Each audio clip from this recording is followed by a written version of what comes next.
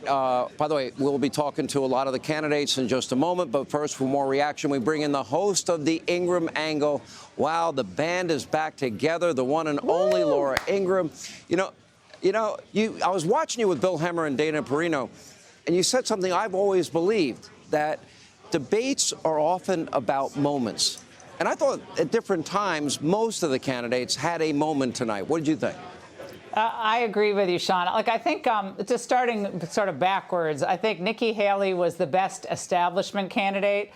She had some zingers, but was it good enough to kind of justify for the, most of the electorate a lot more money to Ukraine? Probably not. I think in the end, I mean, Christie's always the best talker. He's probably the best debater up on stage.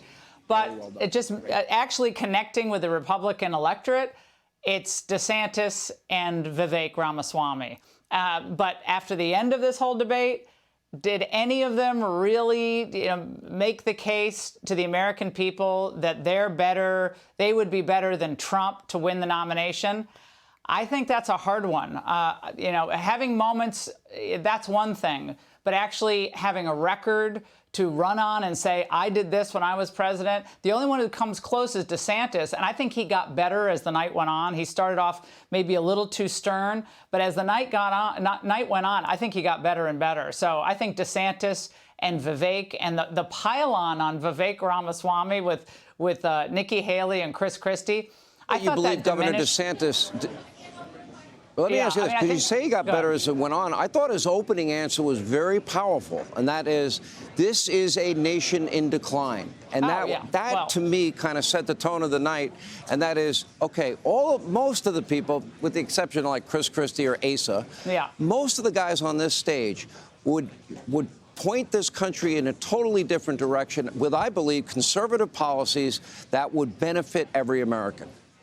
Right. You're right, Sean. Obviously, this is a Republican primary, though, right? So there are differences in the Republican Party. The old establishment, more represented by someone like a Mitch McConnell. Obviously, he's a very smart senator. He's done a lot of great things.